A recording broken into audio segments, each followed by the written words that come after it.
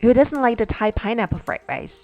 Not only is it fast and tasty, but to me, it's a resemblance of Thai classy all in one simple dish. Let's look at the ingredients first.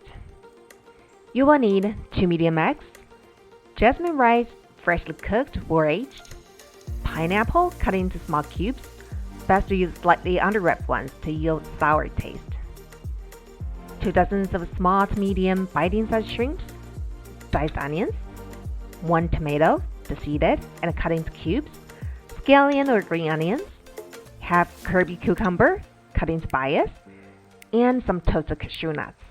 Use small or medium size as well. For the spices and seasonings, you will need salt, sugar, white pepper, and curry powder.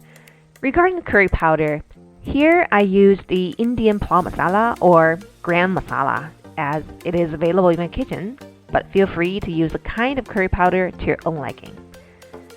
Light soy sauce, do not use dark ones. Fish sauce, canola or vegetable oil, and optionally some shrimp tamale or Thai shrimp paste. Now let's get down to cooking. Heat some oil in a frying pan. Carefully add in the shrimp. And try not to overlap one with another. I've quite some shrimps, so this is a cheap way to sear all of them at once. If you have the patience, you may use the thorn to turn them one by one. But listen, you only need to sear each side for 1 minute, so you must work super fast to get an even sear. If not, I suggest you do it my way. Anyways, take them out of the pan and set aside. Add a little more oil if you need it. Then crack in 2 eggs. Use a spatula to break them up and keep scrambling. Before the eggs get fully set, add the cooked rice, break it up, mix with the eggs, and vigorously scramble till the rice grains separate. The fresh rice takes about 40 seconds. Then add the onion, mix for 40 to 50 seconds or till it loses a little color. Next, it happens very fast, dumping all the dry ingredients followed by the soy sauce, fish sauce, and shrimp tamale. Work fast to mix and stir non-stop. At first, the rice will seem wet and mushy. That's why this step may take you a while to get the rice grains separate again. Mine took about 2.5 minutes. I know your muscle is getting tired, but hang in there. We're almost done.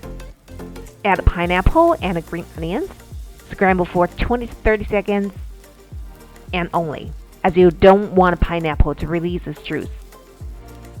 Time to add all the toasted cashew nuts, as well as the seared shrimps, but you may want to save a few as garnish in the end. Keep stirring for another 20 to 30 seconds. And you're done. How easy is that? If you still remember the ingredients reviewed in the beginning, you must question if I've left the cucumber and tomato behind. Relax, people. Their roles are not supposed to be in the pan, but on a plate as garnishes, like this. That's why you can just skip it. And see, using freshly cooked rice won't give you a mushy result at all. You should be able to taste the balance of the sweet, salty, sour, and spicy flavors, along with the crunchiness from the cashew, refreshingness from the cucumber, and juice from the tomato. Besides, the super tender shrimps also contrast with the texture of the rice. Guys, try it!